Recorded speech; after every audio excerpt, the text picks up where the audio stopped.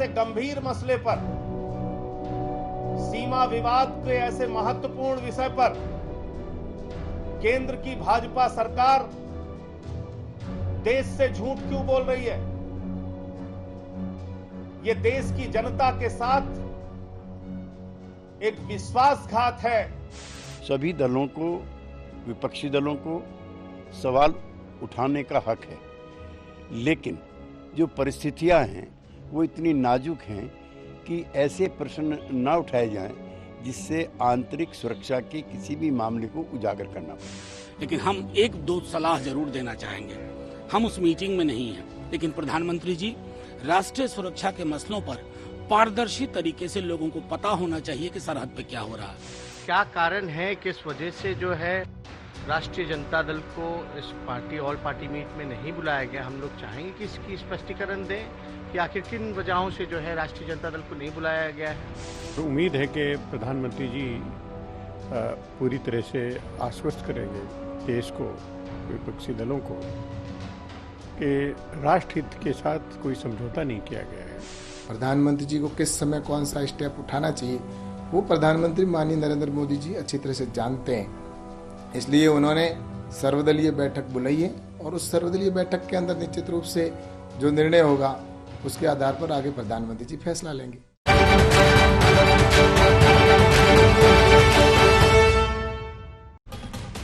चीन का गुरूर करो चूर चूर। नमस्कार, आप देख रहे हैं हल्ला बोल। आपके साथ मैं हूं अंजना ओम कश्यप। हमारे साथ दोनों मेहमान आज के हल्ला बोल में टक्कर के लिए आमने सामने जुड़ गए हैं। हमारे साथ सुधांशु त्रिवेदी जी, राष्ट्र प्रवक्ता, सांसद भारतीय जनता पार्टी के, और AIMIM चीफ हमारे साथ असदुद्दीन ओवैसी सीधे इस वक्त जुड़ रहे हैं। आप दोनों से चर्चा की शुरुआत करेंगे, लेकिन तस्वीरों के साथ शुरुआत कर रहे हैं। 17 पार्टियों के साथ जो सर्वदलीय बैठक प्रधानमंत्री ने बुलाई है, उस मीटिंग की शुरुआत हो गई है और अब तस्वीरें उस बैठक की सामने आ रही। प्रधानमंत्री तमाम पार्टी के नेताओं से बातचीत करते हुए वीडियो कॉन्फ्रेंसिंग के जरिए 17 दल इसमें शामिल किए गए हैं और प्रधानमंत्री तमाम राजनीतिक पार्टियों को चीन के हालात पर जानकारी देते हुए, जिसमें आप देख रहे हैं राजनाथ सिंह, रक्षा मंत्री, चिराग पासवान, LJP के नेता, तमाम जो नेता हैं अलग अलग पार्टियों के, वो एक एक कर तस्वीरें अब सामने आ रही हैं। इससे पहले कि हम चर्चा की शुरुआत करें, आइए आपको दिखाते हैं चीन को लेकर सर्वदलीय बैठक चल रही है। प्रधानमंत्री नरेंद्र मोदी ही इस बैठक की अगुवाई कर रहे हैं। PM ने कहा है बलिदान व्यर्थ नहीं जाएगा। हम आपको अपनी इस रिपोर्ट के जरिए दिखाते हैं वो सवाल जो आज विपक्ष पूछ रहा है। और ओवैसी साहब जो हमारे साथ इस वक्त मौजूद हैं, उन्होंने तो बाकायदा सरकार से चीन पर 2014 के बाद व्हाइट पेपर मांगा है, हिसाब किताब मांगा है। चर्चा करेंगे, लेकिन पहले रिपोर्ट।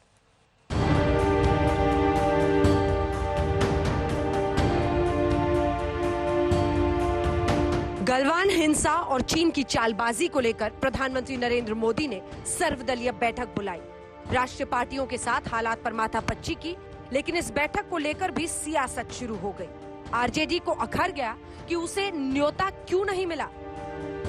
आम आदमी पार्टी को भी ये नागवार गुजरा कि सरकार ने क्यों नहीं बुलाया। भाई आप मुझे बताइए, 3 बार के एक चुने हुए मुख्यमंत्री अरविंद केजरीवाल, उनको आप देश के महत्वपूर्ण नेताओं में नहीं मानते? भारत चीन सीमा विवाद पर, हमारे जवानों की शहादत पर उनको अपनी कोई राय देने की, अपनी बात रखने का हक नहीं है? ये किस प्रकार का भेदभावपूर्ण रवैया सरकार का है? क्या कारण है, किस वजह से जो है राष्ट्रीय जनता दल को इस पार्टी ऑल पार्टी मीट में नहीं बुलाया गया? हम लोग चाहेंगे कि इसकी स्पष्टीकरण दें कि आखिर किन वजहों से जो है राष्ट्रीय जनता दल को नहीं बुलाया गया है। ऑल पार्टी मीटिंग के लिए असदुद्दीन ओवैसी की पार्टी को भी न्योता नहीं दिया गया, तो उन्होंने ट्वीट करके प्रधानमंत्री कार्यालय से कई जानकारियां मांग ली। साथ ही मामले की जांच के लिए कमेटी की मांग कर दी। सबसे पहली बात, प्राइम मिनिस्टर से हम पूछना चाहते हैं कि इसकी अकाउंटेबिलिटी किस पर है, इसका जिम्मेदार कौन है? क्या प्राइम मिनिस्टर जिम्मेदार है? क्या डिफेंस मिनिस्टर जिम्मेदार है? क्या होम मिनिस्टर जिम्मेदार है? क्या NSA जिम्मेदार है? एक तरफ जवानों की शहादत पर देश की आंखें नम है, तो दूसरी तरफ सियासत बेदम है। राहुल गांधी बार बार सरकार पर वार कर रहे हैं। चीन ने हिंदुस्तान के शस्त्रहीन सैनिकों की हत्या करके एक बहुत बड़ा अपराध किया है। मैं पूछना चाहता हूं, इन वीरों को बिना हथियार खतरे की ओर किसने भेजा और क्यों भेजा? कौन जिम्मेदार है? कल राहुल के सवालों पर विदेश मंत्री ने ये साफ कर दिया था कि कोई भी जवान निहत्था नहीं था। इसके बावजूद राहुल ने आज आरोप लगाया कि सरकार सो रही थी, जिसका खामियाजा जवानों को भुगतना पड़ा। हमारा प्रयास रहेगा कि ये जो टैक्टिक चीन का है, उस टैक्टिक का भरपूर विरोध हमारी सेना करेगी। हमारी सरकार सेना के साथ पूर्ण रूप से खड़ा रहेगा और आगे भारत की भूमि पर कोई 1 इंच भी जमीन वो चीन कब्जा कर पाए, ऐसी स्थिति को हम अनुमति नहीं देंगे। जवानों की शहादत को लेकर सियासी पारा चढ़ता ही जा रहा है, जबकि प्रधानमंत्री पहले ही साफ कर चुके हैं कि जवानों का बलिदान व्यर्थ नहीं जाएगा। मैं देश को भरोसा दिलाना चाहता हूं, हमारे जवानों का बलिदान व्यर्थ नहीं जाएगा। तमाम सियासत के बीच ये हकीकत है कि 20 जवानों की शहादत हुई है, लिहाजा सरकार से ये सवाल भी है कि जिम्मेदार कौन? आज तक ब्यूरो। आइए चर्चा की शुरुआत करते हैं। तस्वीरें भी हम आपको दिखा रहे हैं। एक तरफ प्रधानमंत्री नरेंद्र मोदी और बाकी नेताओं को आप देख रहे हैं। सोनिया गांधी भी उस बैठक में शामिल हैं और सभी के साथ चर्चा हो रही है। ऐसा प्रतीत होता है कि पहले शहीदों को श्रद्धांजलि दी गई है और उसके बाद बैठक की शुरुआत हो गई है। चलिए ये तस्वीरें हम आपको दिखाते रहेंगे। आइए आपको सीधे लिए चलते हैं। हमारे साथ इस वक्त सुधांशु जी और ओवैसी जी दोनों जुड़े हुए हैं। ओवैसी जी, आपके साथ शुरुआत करते हुए, आप व्हाइट पेपर मांग रहे हैं, आपको क्या लगता है सरकार क्या छिपा रही है? क्या सच जानना चाहते हैं आप? क्या है आपकी चिंता? नहीं, मेरी चिंता नहीं, ना मैं सच जानना नहीं चाहता, बल्कि देश जानना चाहता है। देश सच ये जानना चाहता है कि क्या अप्रैल 19 को इंटेलिजेंस ब्यूरो ने सरकार को नहीं कहा कि चीन बड़ी तादाद में अपनी फौजों को जमा कर रहा है? क्या 5 मई के दिन क्या मोदी सरकार को नहीं मालूम था कि गालवान रिवर वैली में चीन की फौज हजारों की तादाद में घुस चुकी है? क्या मोदी सरकार को ये नहीं मालूम था कि 9 मई को नक्कुला पास सिक्किम में इंटरनेशनल बॉर्डर में 2.5 किलोमीटर के अंदर चीन घुस गया? क्या मोदी को नहीं मालूम था कि मई 17 और 18 को पोंग सांग सू लेक में चीन घुस चुका है? क्या सरकार को ये नहीं मालूम कि हर साल दिसंबर में आईटीबीपी की जिम्मेदारी होती है कि वो एमएचए डिफेंस के लोग बैठकर ये तय करते हैं कि आईटीबीपी कितने पेट्रोलिंग करेगा, आर्मी कितने पेट्रोलिंग करेगी? और क्या ये बात सच नहीं है कि जम्मू कश्मीर के एनटीआरओ के पास ड्रोन्स हैं? क्या ये बात सच नहीं है? बीजेपी क्यों नहीं बताती कि हमारे आईटीबीपी के पास हर महीना वो पुलिस के साथ, स्टेट पुलिस, कस्टम, मिलिट्री के साथ, मिलिट्री इंटेलिजेंस साथ मीटिंग लेती है? मैं बीजेपी से जानना चाहता हूं कि ये इनकी गलती है। नरेंद्र मोदी की सियासी जिंदगी की सबसे बड़ी नाकामी और उसका खमियाजा देश भुगत रहा है, क्योंकि ये नरेंद्र मोदी की सरकार इस देश को टीवी चैनल की तरह चलाते आ रही है कि टीआरपी ना गिरे, और इनकी टीआरपी ना गिरने की वजह से आज हम देख रहे हैं कि हमारे 20 जवान शहीद हुए। मैडम, इससे बड़ी अफसोस की बात क्या हो सकती है कि 20 में से 17 के जिस्मों पर इतनी बुरी तरह के मार थे और 3 के चेहरे नजर नहीं आ रहे थे। 3 जवानों के गले काट दिए गए। एक हमारा कर्नल सुरेश बाबू के सर पर मारा गया। आज तक के सिस्टर चैनल पर एक सिपाही जिसका नाम राजस्थान का सुरेंद्र सिंह है, वो कह रहा है अपनी बाप को फोन करके कि अगर मेरे पास कृपान नहीं होता तो मुझे मार दिया जाता। कितने चीन के लोग आए? 2000। आखिर इसका जिम्मेदार कौन है? देश जानना चाहता है। और आप तो बड़ी बड़ी नेशनलिज्म की बातें करते हैं। मैडम, आखिरी बात कहकर अपनी बात को खत्म करूंगा कि जब हम ये रोड बना रहे थे तो बीआरओ ने रोड बना रहे थे तो हमको मालूम था कि ये रोड काराकोरम पास से लेकर राइट जाता है तांगसे रूट तक। अब चीन पहाड़ों पर बैठा हुआ है। वो जब चाहे जब हमको सियाचिन ग्लेशियर पे जाने से रोकेगा, काराकोरम पास के कम्युनिकेशन को खत्म करेगा, और जवाब ही नहीं है। हमारी सरकार के पास कोई जवाब नहीं है। आखिर सरकार अगर बदला लेगी तो क्या चीन को सिक्किम की जमीन से, गालवान वैली जो भारत का हिस्सा है, पोंग सांग सू लेक जो भारत का हिस्सा है, आप हटाएंगे नहीं हटाएंगे? बताइए हमको। देश जानना चाहता है, मैं नहीं, देश सच जानना चाहता है और उसके लिए जरूरी है कि व्हाइट पेपर को जारी करना पड़ेगा मोदी सरकार। सुधांशु जी, एक एक पॉइंटेड सवाल उन्होंने पूछा है हर मुद्दे पर, आपका जवाब। सुधांशु जी, देखिए, सर्वदलीय बैठक में भले ही ना बुलाया गया हो ओवैसी जी को, पर छलावा देने वाली तमाम खबरों के बारे में इनको बड़ी गजब की जानकारी है। इंटेलिजेंस ब्यूरो की जानकारी इनको, मिलिट्री इंटेलिजेंस की जानकारी इनको, वहां सेना के पोस्ट पर कमांडर को शायद ना पता हो कितने लोग हैं, वो जानकारी इनको। और इतना ही नहीं, अभी देखिए अपने आखिरी सेंटेंस में क्या बोल गए कि वो हमसे ऊपर बैठा है। ये बताइए, दुनिया का सबसे ऊंचा फाइटिंग आर्मी पोस्ट कहां पे है? सियाचिन में। वर्ल्ड का टॉलेस्ट, जहां हम बैठे हैं। सबसे बड़ा हाईएस्ट एयर स्ट्रिप कहां है? दौलत बेग ओल्डी में, जो हमारे पास है। और आपको नजर आ रहा है वो ऊपर बैठा हुआ है। अभी अमेरिका के हार्वर्ड कैनेडी इंस्टीट्यूट ने आज ही रिपोर्ट में दिया है कि ऊंची पहाड़ियों पर भारत की स्थिति ज्यादा मजबूत है। एयरफोर्स की स्थिति में भारत की स्थिति ज्यादा मजबूत है, और इन फैक्ट के साथ दिया है। आपको सारी आईबी से लेके और आर्मी से लेके आर्मी इंटेलिजेंस तक सब जानकारी है, मगर जो दुनिया को जानकारी है कि सियाचिन सबसे ऊपर है जहां आर्मी है, दौलत बेग ओल्डी सबसे ऊपर है जहां एयरफोर्स है, वो आपको जानकारी नहीं। अब मैं आपसे यह भी कहना चाहूंगा, जो आपने बात कही व्हाइट पेपर की, बड़ी ही आपने सलीके से 2014 की बात कही। अरे हम तो पूरी तरीके से ट्रांसपेरेंट हैं। आपको हमारी बात पे यकीन ना हो, वो आदतन है, फितरतन है, उसमें कोई समस्या की बात नहीं। अरे चीन तो ये कह रहा हम उसके इलाके में घुस गए, चीन ने हमारे ऊपर यह आरोप लगाया हम एग्रेसर है। चलिए, हमारी बात पे भरोसा नहीं तो चीन की बात पे भरोसा कर लीजिए। आज जो नाटो का बयान है उस पर भरोसा कर लीजिए, मगर भरोसा किसी पे नहीं है, क्योंकि हकीकत यह है कि जनता के भरोसे को तोड़ना ही एकमात्र फितरत है। विपक्षी दलों की और ओवैसी जी के दल की भी इसी प्रकार की प्रवृत्ति रहती है। अब आपने जो एक बात ये कही व्हाइट पेपर, पहली बात तो आप स्वयं एक लॉयर भी हैं और सांसद भी हैं। आपकी बात एक बार मान भी लें, ये आईबी की रिपोर्ट और मिलिट्री इंटेलिजेंस की रिपोर्ट व्हाइट पेपर का हिस्सा होती है क्या?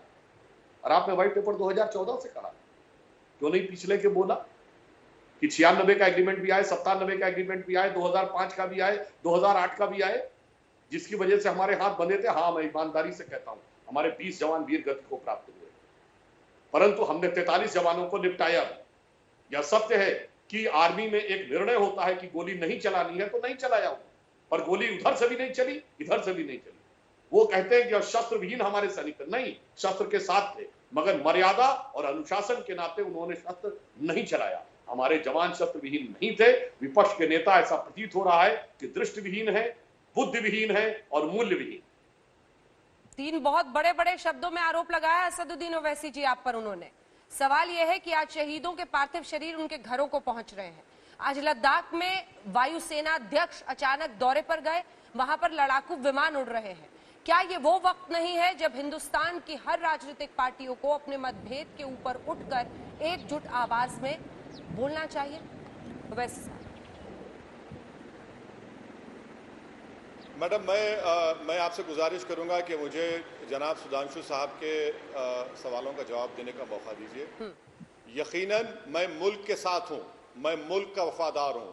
मैं मोदी के साथ नहीं हूं, ना मैं मोदी का वफादार कभी रहूंगा।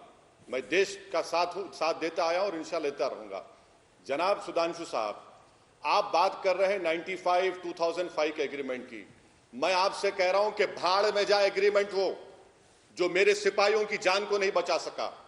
और अगर कोई मेरे सिपाही पर, मेरे घर में अगर मुझ पर बंदूक तानता है, मेरे कमांडिंग ऑफिसर को मारता है, तो हमारी सरकार को यह बोलना चाहिए था कि खबरदार, अगर हमारे किसी सिपाही के बाल पर भी आंच आती है तो गोली चलाओ। दुनिया का कानून है, इंटरनेशनल लॉ है, सेल्फ डिफेंस। भारत की जमीन पर चीन ने हमारे कमांडिंग ऑफिसर को, हमारे सिपाहियों को मार मार कर 3 पानी में डूब गए। 150 से ज्यादा लेह के अस्पताल में इलाज चल रहा है। 10 को उन्होंने होस्टेज बना लिया। जो आपने नहीं कहा, आज उसको छोड़ा। ऐसे एग्रीमेंट को मैं फाड़ कर फेंकता हूं देश के लिए। क्या आप भूल गए कि आर्मी ने क्या कहा था? अगर कोई पत्थर फेंकेगा तो गोली चलाएंगे। जब एक दुश्मन मुल्क का सिपाही हमारे कमांडिंग ऑफिसर पर हमला करता है तो आपकी सरकार यह कह रही है कि गोली नहीं चलाना चाहिए। सुधांशु जी, क्या हो गया आपकी हमीयत को? क्यों आप नहीं कहते कि गोली चलाना चाहिए था? मारना चाहिए था चीनियों को। और तीसरी बात, आप कह रहे हैं कि ये जो साइचन सुधांशु जी, आप ज्योग्राफी नहीं जानते, मैं आपको बता रहा हूं, चीन गालवान में बैठकर अब भारत की फौज के लिए बहुत मुश्किल हो जाएगा। Indian army access to Siachen glacier को रोकेंगे चीनी। और आप ये भी जान लीजिए कि काराकोरम पास के कम्युनिकेशन को चीन खत्म कर सकता है। मेरे सवाल का जवाब दीजिए, मैं जो कुछ कह रहा हूं मुझे कोई इंटेलिजेंस नहीं बल्कि मीडिया में वाइडली रिपोर्ट हुआ है कि अप्रैल में आईबी ने रिपोर्ट दी और फिर मई 5 को, मई 9 को, मई 17 को ये तमाम मीडिया ने रिपोर्ट किया। आप इंडिया टुडे के चैनल पर मैप देख लीजिए कि आज भी चीन बैठा हुआ है। क्या चीन, सुधांशु जी, भारत की जमीन पर नहीं बैठा हुआ है? और क्या आप देश को ये पैगाम देना चाह रहे मोदी की तरफ से कि हमारे 20 मरे तो हमने उनको 20 को मारा? सुधांशु जी, एक हिंदुस्तानी की जान की कीमत सारे चीन की आबादी से बढ़कर है हमारे सिपाही की। क्या हो गया आज आप लोगों को? क्या सांप सूंघ लिया आप लोग? ठीक है, इसका जवाब सुधांशु जी देंगे। एक सेकंड सर, उससे पहले एक सवाल है वैसी जी मेरा आपसे। आप कह रहे हैं कि सेल्फ डिफेंस में तो उन्हें हथियार चलाना ही चाहिए था। क्या आप यकीन नहीं मान पा रहे कि हमने भी, हमारी सेना ने भी चीनी सैनिकों को मारा है? मारा होगा तो फिर तरीके अपनाए होंगे अपने, उन सब पर चर्चा और विस्तार तो नहीं कर सकते हम टीवी पर। आप ऐसा क्यों मान के बैठे हैं कि इन्होंने वापस वार नहीं किया, इन्होंने चीनियों को नहीं मारा? मैं उस वक्त मानूंगा जब नरेंद्र मोदी देश के सामने आकर कहेंगे कि हमारे 20 सिपाही जो मारे गए, जिसमें कमांडिंग ऑफिसर था, जैसा कि अभी सुधांशु कह रहे हैं, गवर्नमेंट ऑफ इंडिया को ऑफिशियली एक्नॉलेज करना पड़ेगा। पीएम ने तो कहा था सर, 40 को मारा। देखिए, पीएम ने तो कहा था कि मारते मारते मरे। मैडम मेरी एक, मारते मारते मरे तो मर गए ना, कितनों को मारा बताइए ना। उरी में हमारे 16 सिपाही मारे गए तो हमने सर्जिकल स्ट्राइक किया। पुलवामा में 40 मारे गए तो हमने बालाकोट किया। क्या नरेंद्र मोदी की सरकार इन 20 जवानों का बदला लेगी? नहीं लेगी। बदला लेने का बेहतरीन तरीका यह कि चीन आज 4.5 किलोमीटर अंदर भारत की जमीन पर कब्जा करके बैठा है। बहैसियत भारत के सिटीजन की मुझे तकलीफ हो रही है, मेरा सीना जल रहा है कि मेरे जवानों के गलों को काट दिया गया, चेहरों को मारा गया और इनकी पॉलिटिकल लीडरशिप की गैर जिम्मेदाराना हरकत है। मुल्क को चलाना नहीं आता, टीआरपी की तरह मुल्क को चला रहे हैं। मुझे इस बात का गम है। जवाब तो दीजिए ना कि एनटीआरओ के पास ड्रोन्स हैं। मैडम, हर साल दिसंबर में आईटीबीपी मीटिंग लेता है कि आईटीबीपी किस इलाके की पेट्रोलिंग करेगा।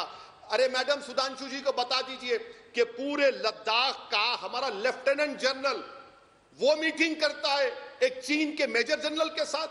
ये हमारे सिपाहियों की इज्जत है? बताइए आप कि पूरे लद्दाख का लेफ्टिनेंट जनरल एक मामूली मेजर जनरल से बात करता है।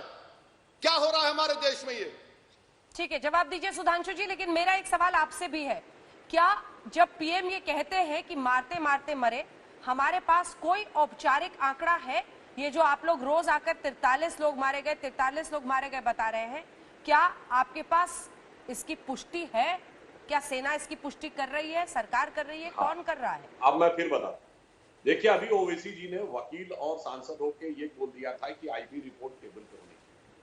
अगला वाक्य अपने पहले इस उद्बोधन में क्या बोला? भाड़ में जाए agreement. Senior member of parliament आप ये कह सकते हैं कि पिछली सरकार के एग्रीमेंट भाड़ में जाए। दूसरी बात, हाँ बिल्कुल सही बात है, हथियार लेके गए थे, एक गोली उधर से चली होती तो गोलियों की बौछार हो जाती है। क्योंकि एक भी गोली उधर से नहीं चली, इसलिए हाथापाई वाली फाइट हुई। खतरनाक इलाका था, बहुत से लोग फिसल के नीचे गिर गए और उसमें हमारे 20 जवान वीर गति को प्राप्त हुए।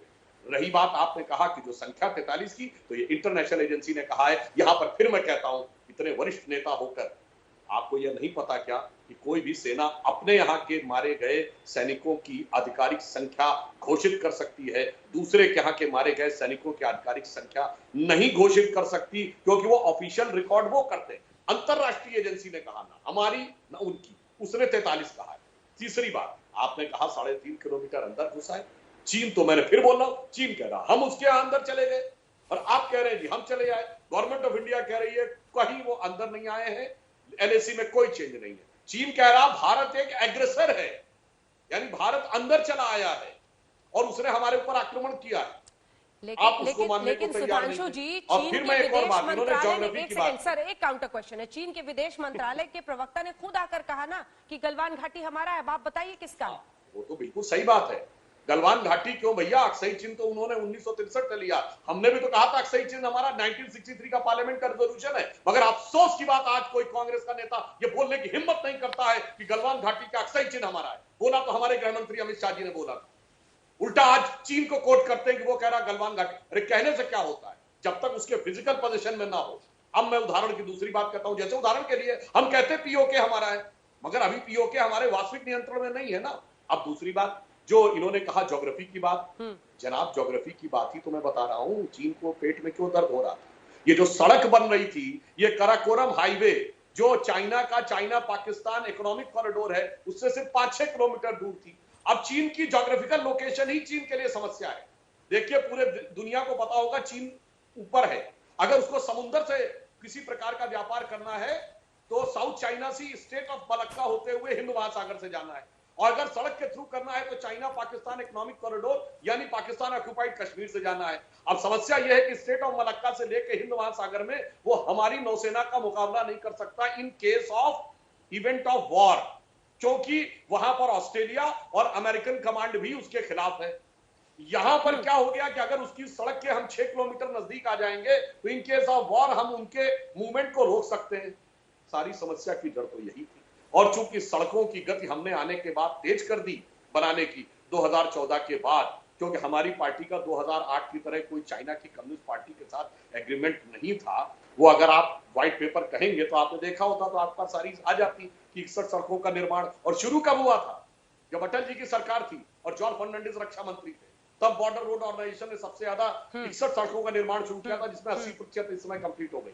तो ज्योग्राफी समझिए या पॉलिटिक्स समझिए। और एक और बात कह देना चाहता हूं, आज आप मोदी सरकार पे कह रहे हैं आज की डिप्लोमेसी में, अरे 62-67 में तो चाइना के साथ बहुत लोग खड़े थे। आज मैं आपसे पूछना चाहता हूं, आप तो बड़े समझदार व्यक्ति हैं, बुद्धिमान व्यक्ति हैं, डिप्लोमेसी में आज चीन के साथ कौन खड़े हैं? केवल 2 एलआई, South Korea, sorry North Korea और भूटान और पाकिस्तान।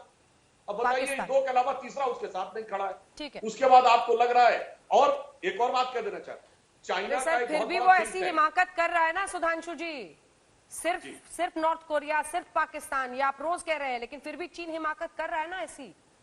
हाँ, अब मैं आपको बता रहा हूँ। हाँ। चाइना का एक बड़ा थिंक टैंक है, Chinese institute of international relationship, जो चाइना के स्टेट डिपार्टमेंट से एफिलिएटेड, और ये राइटर में खबर छपी। उसने बताया है कि क्योंकि मैं ये हवा में नहीं बोल रहा हूं, मैं सोर्स के साथ बोल रहा हूं, उसमें उसने कहा है कि उस थिंक टैंक ने चीन से कहा है कि चीन अपने वर्स्ट डिप्लोमेटिक आइसोलेशन की तरफ बढ़ रहा है और यह 1989 के तियाननमेन स्क्वायर के बाद से ज्यादा बुरा होगा। और उसने यह भी कहा है कि ताइवान के मुद्दे पर अमेरिका से टकराव हो सकता है, वहां पर सैन्य क्षमता बढ़ानी चाहिए। अब वो किस कारण से यहां कर रहा है इतने बुरे कूटनीतिक दौर में, जब वो कह रहा सबसे बुरे दौर में है, अब वो ध्यान भटकाने के लिए कर रहा है या ताइवान से बचने के लिए कर रहा है, या कोई आंतरिक सुधांशु जी, ये आपकी सरकार ने कर दिया क्या चीन के साथ? ये सबका श्रेय ले रहे हैं क्या आप, ये सब जो बता रहे हैं? हम तो सिर्फ एक बात कह रहे हैं ना, जब लड़ाई होती है तो युद्ध के मैदान में भी होती है और कूटनीति के मैदान में होती है। ठीक है, ओवैसी साहब, मैदान में फैसला बाकी है, कूटनीति के मैदान में तस्वीर साफ दिख रही है। ओवैसी साहब, उन्होंने आपकी हर बात का जवाब दिया। वो तो बता रहे हैं कि चीन वैसे ही कमजोर है, अलग थलग पड़ा हुआ है, सिर्फ नॉर्थ कोरिया, सिर्फ पाकिस्तान, और आप सरकार को ही परेशान कर रहे हैं। मैडम मुझे इतना अफसोस हो रहा है, तकलीफ हो रही है कि सुधांशु जी ये जवाब देकर अपनी पार्टी को बुरी तरह एक्सपोज करके देश को ये पैगाम दे रहे हैं कि चीन भारत की सरजमीन पर 1 इंच भी कब्जा नहीं किया है। कितनी बड़ी झूठ बीजेपी आज कह रही है देश के सामने। क्या चीन ने कब्जा नहीं किया हमारी जमीन पर? बता दीजिए सुधांशु जी। क्या सिक्किम में, गालवान में, पोंगसोंग सुलू लेक में? सर मैं आप जब बोल रहे थे मैंने कुछ नहीं कहा, मैं सुन रहा था, तो सब्र करिए प्लीज। क्या चीन कब्जा नहीं किया भारत की जमीन पर? आप अभी अपना जवाब सुन लीजिए। आपने कहा कि चीन कब्जा नहीं किया, चीन कह रहा है कि हम घुस गए, तो फिर प्रधानमंत्री ऑल पार्टी मीटिंग क्यों बुलाए? चाय भी नहीं पिला सकते? क्या हमको ज्ञान देने के लिए बुलाए हैं? क्या प्रधानमंत्री धोखा दे रहे हैं देश को? 4.5 किलोमीटर चीन गलवान वैली में घुस चुका है, पोंगसोंग लेक के सदन में घुस चुका है। मैं फिर से देश को बताना चाह रहा हूं कि सुधांशु जी झूठ कह रहे हैं। यकीनन साइचन का जो रास्ता होगा, जहां पर जाने का एक्सेस होगा, गालवान के उन पहाड़ियों पर चीन बैठा हुआ है। अब चीन कभी भी, आप याद रखिए, काराकोरम में हमारा कम्युनिकेशन खत्म कर सकता है। बताए बीजेपी चीन हमारी जमीन पर कब्जा कराए नहीं कराए। अरे भाड़ में जाए चीन के साथ कौन खड़ा या ना खड़ा है। मुझे अपनी देश की जमीन की फिक्र है। क्या ये मोदी सरकार इन वीर जवानों की शहादत को, इनके मरने को रायगा जाने देगी? क्या आज तक के चैनल पर वो सिपाही जिसका नाम सुरेंद्र सिंह है, अपने पिताजी को फोन करके कहता है कि 2000 लोग आकर हमला किए हम पर, कीले नेल्स लगे हुए लकड़ी के ऊपर, 3 हमारे सिपाहियों के चेहरे नहीं दिख रहे हैं, तो क्या चीन की जमीन पर थे? आप उन लोगों को इस तरह का जवाब देकर आपने ना सिर्फ भारत की आवाम का बल्कि उन मरने वाले 20 जवानों की तौहीन की है। याद रखिए सुधांशु जी, नरेंद्र मोदी और आपकी सरकार देश की जमीन से बड़ी नहीं है। आप सरासर नाकाम साबित हुए हैं। और आप बार बार जो आईबी रिपोर्ट का जिक्र कर रहे सर, ये मीडिया में वाइडली रिपोर्टेड है, बड़े बड़े विज्ञान कह रहे हैं। बल्कि सुधांशु जी लिख लीजिए, क्या फिंगर 4 और फिंगर 8 पर हम पेट्रोलिंग कर सकते हैं? आज नहीं कर सकते हम। फिंगर 4 फिंगर 8 हमारा इलाका है। क्या डीपैक के सैटेलाइट्स नहीं बता रहे? आज भी हिंदू अखबार में सैटेलाइट का इमेज आया कि गालवान पोंगसोंग लेक पर चीन डैम बना रहा है और आप यहां पर बैठकर इस तरह से बोल रहे हैं आपकी पार्टी की तरफ से।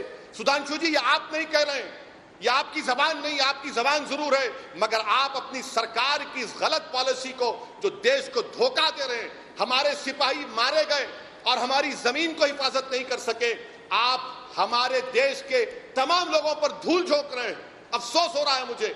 बताइए, आप डिफेंस मिनिस्टर के करीबी साथी हैं कि हर साल दिसंबर में डिफेंस मिनिस्टर, एमएचए, आईटीबीपी बैठकर साल भर की पेट्रोलिंग नहीं तय करता? क्या हमारे एनटीआरओ के पास ड्रोन्स नहीं है, सैटेलाइट के इमेजेस हैं?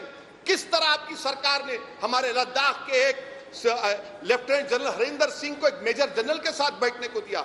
याद रखिए, चीन से मुकाबला करना है तो 56 इंच का सीना नहीं, दिमाग होना पड़ेगा और एक धड़कता हुआ दिल होना पड़ेगा इस देश के लिए। आप कब तक इस मुल्क को टीआरपी रेटिंग की तरह चलाएंगे? सुधांशु जी, आपने चलिए अच्छी बात कह दी। आखिर में आपने ये कह दिया कि दिमाग होना पड़ेगा, तो दिमाग जब होने की बात कही जाती है तो फिर ये नहीं कहा जा सकता समझौता भाड़ में जाए। अब मैं इस बिंदु के ऊपर आता हूं जो आपने कहा। पहला प्रश्न आपने कहा, क्या हमारे इलाके में चीन है? हाँ है, 1962 से है, 58 साल से उसका कब्जा है। दूसरा, आपने कहा कि वो लोग अगर आगे नहीं आए तो वो किस इलाके में वहां लड़ाई हुई। आपको यह पता होना चाहिए कि भारत और चीन के बीच के समझौते के अनुसार लाइन ऑफ कंट्रोल के दोनों लोग 2-2 किलोमीटर दूर रहते हैं। वो अपने बेस पे, हम अपने बेस पे। जैसे ही वो आगे बढ़े हम भी आगे बढ़े, तो वो एरिया जो है 2 किलोमीटर इधर 2 किलोमीटर उधर, वहां पे हम लोग ठीक एलएसी पे नहीं खड़े हैं, वो उधर है। जैसे ही वो आ गए हमारे जवानों ने मुंहतोड़ जवाब दिया। और ये भी कहना चाहता हूं, जब 1993 का एग्रीमेंट हो रहा था, एक टीवी चैनल पे बोला गया है ये बात, आर्मी के सीनियर व्यक्ति ने बोली है जो उस समय के डीजीएमओ थे, कि आर्मी ने क्लियर कट कहा था एग्जिस्टिंग एलएसी लिखिए, मगर उस समय की नरसिम्हा राव सरकार ने पलट दिया था, एग्जिस्टिंग नहीं लिखा, एलएसी लिखा, ताकि एक कंफ्यूजन बना रहे जिसका कि चीन आज तक फायदा उठाता है। एलएसी कहां पे? एलएसी उस समय जहां पे पोजीशन थी वो क्लियर कट डिफाइन होनी चाहिए थी, वो क्लियर डिफाइन नहीं की, इसलिए आज ये स्थिति है कि 2 किलोमीटर इधर और 2 किलोमीटर इधर रहना पड़ता है।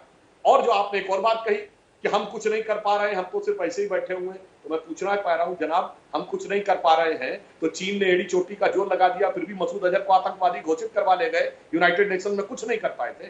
न्यूक्लियर सप्लायर ग्रुप में वेवर हमको मिला, चीन ने सर पटक के रख दिया, नहीं रोक पाया ना। मिसाइल टेक्नोलॉजी कंट्रोल रिजीम में हम शामिल हो गए, चीन शामिल नहीं है, नहीं रोक पाया ना। 370 पे सर के बल खड़ा हो गया, संयुक्त राष्ट्र संघ में प्रस्ताव नहीं ला पाया ना। और सार्क के अंदर अफगानिस्तान और बांग्लादेश जैसे बड़े मुस्लिम देश हमारे साथ खड़े हो गए ना, नहीं रोक पाया ना।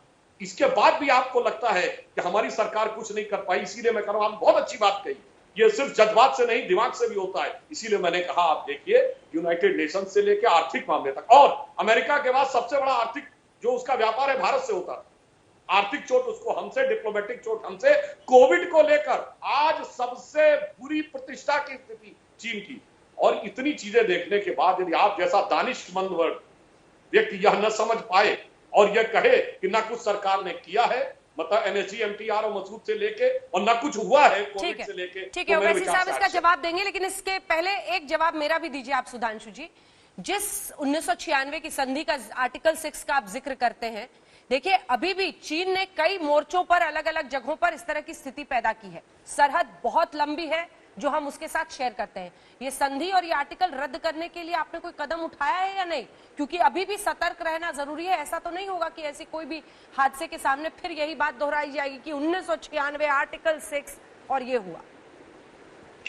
देखिए, जब कोई युद्ध जैसी स्थिति उत्पन्न होती, जो कि 15-16 के बाद उत्पन्न हुई तनावपूर्ण स्थिति, निश्चित रूप से यदि इसका समाधान नहीं निकलता है और चीन ज्यादा टकराव की स्थिति लाता है, तो फिर आर्टिकल्स के बारे में भी विचार होगा। बिल्कुल, जैसे याद करिए 1948-49 का जो वो था कि जनमत संग्रह कराएंगे, 72 के शिमला समझौते के बाद बात खत्म हो गई। 99 में हमने जब लाहौर डिक्लेरेशन का खत्म, उसकी बात खत्म, तो हम वो किसी भी कीमत पर समझौता नहीं होने देंगे। मगर अंजना जी, ये तो बताइए ना, जब सेना कह रही थी कि समझौते में ये लाइन होनी चाहिए, जो विदेश मंत्रालय ने हटाई, वो लोग आज खड़े होकर हमसे सवाल पूछते हैं। और तो और आज हमसे ओवैसी साहब कह रहे हैं 1958 में हमारे इलाके में 300 किलोमीटर सड़क बनाई, 300 किलोमीटर, और उसके बाद अप्रैल 1960 में चाउ इन लाई को बुला के सम्मानित किया, और वो कह के ये गया कि हम नहीं मानते अक्साई चीन हमारा है। और ये नेहरू जी ने अप्रैल 1960 में राज्यसभा में बयान दिया कि वो नहीं मान रहा है, और वो कह रहा है जवाब लेते हैं ओवैसी साहब। उसके बाद दिसंबर 1960 में संयुक्त राष्ट्र संघ में चीन की सदस्यता की वकालत की। गजब की आर्थिक नीति थी। चाउ इन लाई भी हमारे थे और दलाई लामा भी हमारे। ओवैसी साहब आज खड़े होकर हमसे पूछ रहे हैं। ओवैसी साहब, आपकी पॉलिटिक्स को सूट करता है 2014 के बाद ही चीन ने क्या कुछ हथियाया, कहां दिक्कत हुई, ये सब जानकारी हासिल करना, या 2014 के पहले भी की भी जानकारी आप हासिल करना चाहते हैं? हालांकि सुधांशु जी, आपका ये क्वेश्चन ही मतलब गिर जाता है जमीन पर। मोदी जी कैसे 2014 के पहले की जानकारी देंगे? मैडम, देश तो चलता रहेगा ना, गवर्नमेंट तो कंटिन्यूस फॉर्म में रहेगी। चलिए, आपकी सिफारिश पर मैं ये कह देता हूं कि नरेंद्र मोदी को कहना चाहिए कि 1962 से लेकर अब तक कितनी भारत की जमीन आज की तारीख तक, जिस दिन हमारे 20 सिपाही इस नाखिस और कमजोर हुकूमत की पॉलिसी की वजह से मारे गए, आप बता दीजिए देश को। चलिए, कितनी जमीन पर चीन कब्जा करके बैठा है 2014 से 20 तक बता दीजिए, और उसके बाद भी बता दीजिए। कौन रोकता है आपको? सुधांशु जी, आप बार बार एग्रीमेंट की बात कर रहे हैं। सुधांशु जी, याद रखिए, वो एग्रीमेंट कॉन्स्टिट्यूशन का हिस्सा नहीं है।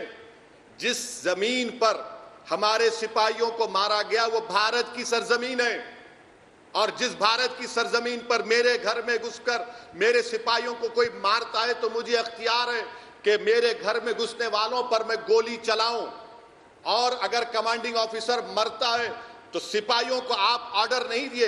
Political leadership, military leadership, strategic leadership की ये नाहेली है। आप एग्रीमेंट की बात कर रहे हैं सुधांशु जी, सुन लीजिए। आप एग्रीमेंट कहते हैं ना, 96 का एग्रीमेंट जो 7 पेज पर मुश्तमिल है, क्या कहता है कि फौज दोनों की ज्यादा तादाद में नहीं बढ़नी चाहिए, आर्टिलरी नहीं होना चाहिए। अरे भाई साहब, एग्रीमेंट नहीं रहा। आप जब कमांडिंग ऑफिसर को मारने लगे, जान लेने लगे, तो फिर कहां का एग्रीमेंट? आप क्या कौन से अखलाक की बात कर रहे हैं? देश की जमीन की हिफाजत की बात हो रही है, देश के सिपाहियों की हिफाजत की बात हो रही है। और आपके तमाम बातों से एक बात जाहिर हो रही है कि आप ये कह रहे हैं कि हम कुछ भी नहीं करेंगे, हम चूड़ियां पहनकर, हाथों को मेहंदी लगाकर बैठ जाएंगे और चीन उन इलाकों पर गालवान वैली में बैठा रहेगा। ये चीन की हमेशा साजिश रही। साउथ चाइना में चीन ने ऐसा ही किया और वो फेट कंपनी हो गया। आप ये क्यों नहीं कहते कि हम चीन को उखाड़ कर फेंकेंगे, सिकम से उखाड़ कर फेंकेंगे, गालवान वैली से उखाड़ कर फेंकेंगे, पोंगसोंसू लेक से निकाल कर फेंकेंगे। जिस रिवर पर डैम बनाया जा रहा उसको नहीं बनाने देंगे। इन 20 लोगों की शहादत को रायगा नहीं जाने देंगे, और आप लच्छेदार गुफ्तगू कर रहे हैं। अरे एग्रीमेंट भाड़ में जाए, मैं उस एग्रीमेंट को फाड़ देता। अगर मुझसे पूछा जाता, जब मेरी जमीन का मामला आता है तो क्या का एग्रीमेंट? अरे जो हमारे एग्रीमेंट का पासो लिहाज नहीं रखता, उनसे हम बात करेंगे।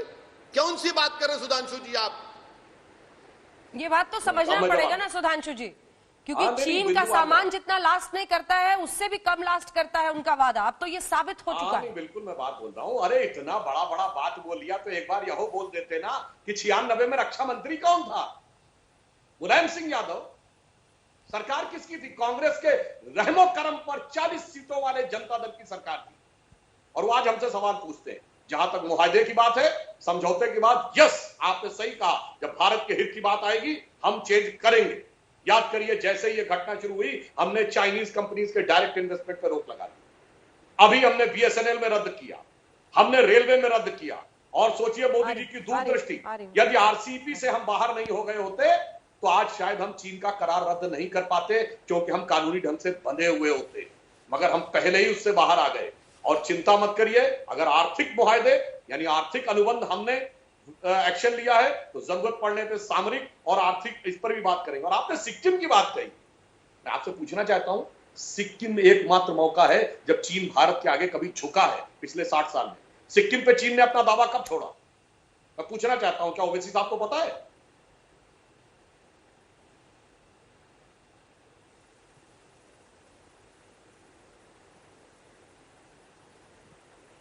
यदि इन्हें नहीं पता तो मैं बता देता हूं। 2003 में अटल बिहारी वाजपेयी जी की बीजिंग यात्रा के दौरान चीन ने सिक्किम पर अपना दावा छोड़ा। ये भारत और चीन के इतिहास में 1962 के बाद इकलौता मौका है जब चीन पीछे गया। और जो मैंने अभी मसूद अजहर, एनएसजी और ये वाली बात बताई, मिसाइल टेक्नोलॉजी कंट्रोल रिजीम, ये मोदी जी के दौर में है जहां पे चीन मात खाता हुआ दिखा। बस इसके अलावा तो हमेशा चीन जलवे से चढ़ा ही रहा है। आर्थिक मोर्चे पर जिस तरह के कदम उठाए जा रहे हैं उसको घेरने के लिए, उस पर आपने हाथ उठाया था, वहां पर क्या दिक्कत है? सरकार उस तरफ बढ़ रही है। वैसे साहब मैडम, मैं एक बात पूछना चाहता हूं सुधांशु जी से। मैं जो फिगर्स दे रहा हूं वो director general of foreign trade के हैं। क्या मोदी सरकार जो हमारे भारत के एक्सपोर्ट्स चीन को है वो 15.54 बिलियन यूएस डॉलर्स के बंद करिए ना। इंपोर्ट्स हमारे हैं 62.38 बिलियन यूएस डॉलर्स के, 14% बंद करिए। चैलेंज कर रहा हूं आपको, ये दोनों एक्सपोर्ट्स को इंपोर्ट्स को बंद करिए आप। मैं आपको चैलेंज कर रहा हूं मोदी सरकार को। ये जो हम एक्सपोर्ट्स कर रहे हैं 15.54 यूएस बिलियन डॉलर्स के, क्या है? Organic chemicals, mineral based products. Import जो हो रहा है, क्या हो रहा है? Electric machinery. Madam, nuclear reactors भी हमने चीन से मंगाया है। Nuclear reactors, boilers, machinery. चलिए बंद करिए ना इनको। हिम्मत है आप में, बैठकर टीवी स्टूडियो में बोलना अलग बात है, इंप्लीमेंट करके दिखाइए। और आप कह रहे सिक्किम, जब सिक्किम की बात आई तो किसने सिक्किम को स्टेट का स्टेटस दिया? और चीन को बता दिया कि हम स्टेटस दे रहे हैं। आज मैं आपसे एक फिर से सवाल कर रहा हूं सुधांशु जी, क्या सिक्किम के नक्कुला पास में इंटरनेशनल बॉर्डर से 2 किलोमीटर अंदर क्या चीन की फौज भारत की जमीन पर बैठी है? नहीं बैठी है। 9 मई को हुआ है। आप मेरे सवालात का जवाब नहीं दे रहे, इसलिए नहीं दे पा रहे हैं क्योंकि आपकी सरकार डरती है चीन से मुकाबला करने के लिए। कहां गया आपका वो जज्बा कि जब उरी में 16 सिपाही मारे गए तो सर्जिकल स्ट्राइक हुआ, 40 पुलिस वाले मारे गए पुलवामा में तो बालाकोट हुआ। क्या मोदी सरकार हमारी जमीन को वापस लेगी? नहीं लेगी। क्या चीन को उसी तरह जवाब देगी? नहीं देगी। या फिर आपका ये जो देशभक्ति है ये सिर्फ दिखावे की है, मुझे कहना पड़ेगा। और अफसोस तो ये सुधांशु जी कि आज आपसे मुझे उम्मीद नहीं थी कि आप अपनी पार्टी की तर्जुमानी कर रहे हैं और कह रहे हैं कि चीन कब्जा ही नहीं किया। क्यों आरएसएस चुप है? सुधांशु जी कहां गए उनके उस देशभक्ति के नारे? आज सब रेडियो साइलेंस मेंटेन कर रहे हैं। जो ओवैसी जी ने कहा बिंदुवार जवाब दो। इन्होंने कहा इन्वेस्टमेंट में इतने इतने ट्रेड, आपने कहा हिम्मत है तो आंकड़ा दिखाइए। मैं भी आपसे कहता हूं हिम्मत है तो बताइए किन वर्षों में आए ये सारे, किन वर्षों में ये कंपनियां भारत में आई, किन वर्षों में भारतीय कंपनियों के कॉन्ट्रैक्ट नहीं मिले, चीनी कंपनियों को मिले? 2006, 7, 8, 9 बताता हूं, अभी बताता हूं। क्योंकि जब यूपीए 1 की सरकारें थी चीन के साथ बड़े बड़े समझौते कब हुए? वही 2008-9 के आसपास जब कांग्रेस पार्टी और कम्युनिस्ट पार्टी के बीच समझौते हुए। इन्वायरमेंट के नाम पर भारत की तमाम कंपनियों के प्रोजेक्ट रद्द हुए और धड़ाधड़ ये जो अभी दिल्ली मेरठ RRTS प्रोजेक्ट है, ये तो अभी की बिडिंग हुई, अभी टेंडर दिया गया। मैं इसीलिए तो कह रहा हूं, जो हमारे साथ था हमने किया और अभी भी कर रहे हैं, और जो पुराने हैं चिंता मत करिए, सरकार सब पे पूरी संवेदनशीलता से नजर रखे हुए है। और जो ओवैसी जी ने कहा, सुनिए अंजना जी, ओवैसी जी ने कहा ना कि क्यों नहीं कर रहे, क्या नहीं कर रहे, हम क्यों करेंगे, क्या करेंगे और कैसे करेंगे, वक्त आने पर बता देंगे तुझे आसमां, हम अभी से क्या बता दें जो हमारे दिल में। ओवैसी साहब, अरे सुधांशु जी कब तक शेर शायरी करेंगे? आंखें दिखाइए, सीना दिखाइए, सेना को बोलिए अगर कोई गोली मारता है तो गोलियों की बौछार करो। ये शेर शायरी सरहद पर नहीं चलती सुधांशु जी, ये अमन के माहौल में अच्छा लगता है। रही बात कि आप कह रहे हैं कि इन्वेस्टमेंट कब से आया, ये आईपीएल का स्पॉन्सरशिप किसने दिया बताइए? आईपीएल क्रिकेट टीम का स्पॉन्सरशिप हमने दिया, आपकी सरकार थी ना। ये न्यूक्लियर रिएक्टर्स कौन खरीद रहा है? ये बॉयलर्स, ये इलेक्ट्रिकल मशीनरी कौन दिया है कॉन्ट्रैक्ट बताइए सुधांशु जी? आप कैंसिल क्यों नहीं कर देते? चलिए पहली सरकार ने किया है। मैं आपसे कह रहा हूं सुधांशु जी, अगर आप अपने अल्फाज को अमल करना चाहते हैं, जामिया उसको पहनाना चाहते हैं, तो इंपोर्ट्स हमारे 62.38 बिलियन यूएस डॉलर्स के, एक्सपोर्ट्स 15.54 बंद कर दीजिए। मैडम मैं आपसे भी कह रहा हूं, अगर ये सरकार ऐसा काम करती है तो मैं पहले आकर आज तक में सरकार को मुबारकबाद देगा, और जब ये होगा तो कई टीवी स्टूडियो में इक्विपमेंट ही नहीं रहेगा। सुधांशु जी आप जंग की बात करते हैं, मैडम मैं आपको जिम्मेदारी के साथ कह रहा हूं कि हमारे वॉर रिजर्व्स, अगर जंग होती है चीन के साथ तो सिर्फ 12 दिन के माउंटेन कॉर्प्स को आपने उसको शामिल नहीं किया आर्मी में। क्या बोलते 65,000 करोड़ लगेंगे। अगर माउंटेन कॉर्प्स आज होता तो चीन का पीएलए हिम्मत नहीं कर सकता था। हमारे वॉर रिजर्व सिर्फ 12 दिन के, 6.5 साल से आप लोग क्या कर रहे हैं बताइए ना। ठीक है मैं बुरा आदमी हूं, आप दूध के धुले, दुनिया के सबसे बेहतरीन आदमी मोदी और ओवैसी गंदा है, मगर जब देश की जमीन की बात आ रही तो एक गंदा आदमी खड़े होकर एक वजीर आजम से, उसकी सरकार से पूछ रहा है कि क्यों खामोश बैठे हैं आप, क्यों चीन का नाम आते कि आप खामोश हो जाते हैं। आप चीन को बुलाकर झूला झुलाएं, क्या हुआ? कितने मर्तबा आप मिले? वुहान स्पिरिट, ममलापुरम स्पिरिट, कहां गया सब? ये देश जानना चाहता है सुधांशु जी। ठीक है सुधांशु जी जवाब। देखिए जो इन्होंने बात कही, सबसे पहले वाक्य में कहा आईपीएल प्राइवेट संस्था। जनाब आप बोलना भूल गए कि आईपीएल का चेयरमैन कौन था, किस पार्टी के थे? छोड़िए उस बात। आपने कहा कि आप सवाल पूछ रहे हैं, आपके सवालों को हम पूरी इज्जत के साथ जवाब देते, और ये पहला सवाल होता तो ना। आपके तो हमेशा ही सवाल ऐसे रहे, आतंकवाद का मुद्दा हो तो सवाल सरकार से, सर्जिकल स्ट्राइक हो तो सवाल सरकार से, बालाकोट हो तो सवाल सरकार से, चीन का मामला हो तो सरकार से। तो आप तो फितरतन आदतन सरकार के खिलाफ ही बोलते हुए लगातार नजर आते हैं। और हमारे सामने जानते हैं एक और भी समस्या है बहुत बड़ी।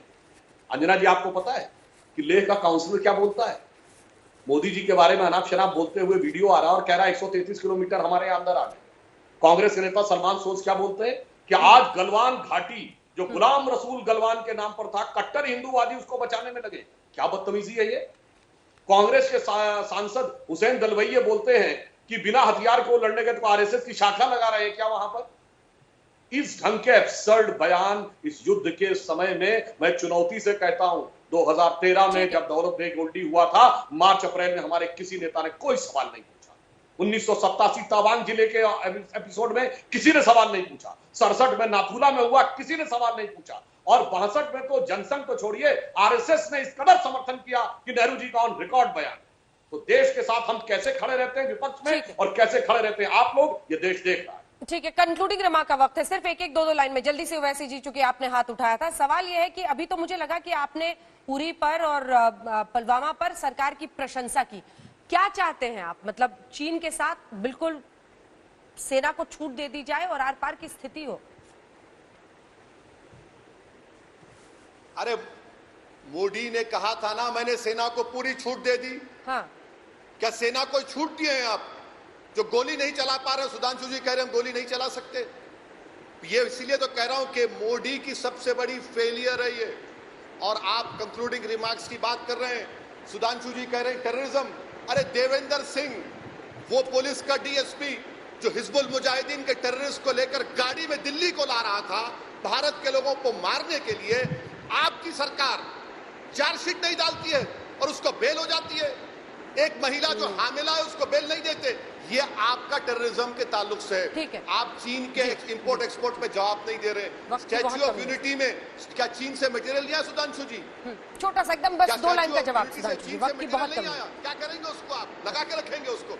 आपकी सरकार नाकाम साबित हुई है। देवेंद्र सिंह को बेल मिल गई है सर। आपके जवाबात से नजर आ रहा है कि आप चीन से समझौता कर चुके हैं। मोदी चीन से समझौता कर चुका है इस मामले में, गालवान से पंग संगसू लेक की जमीन पर।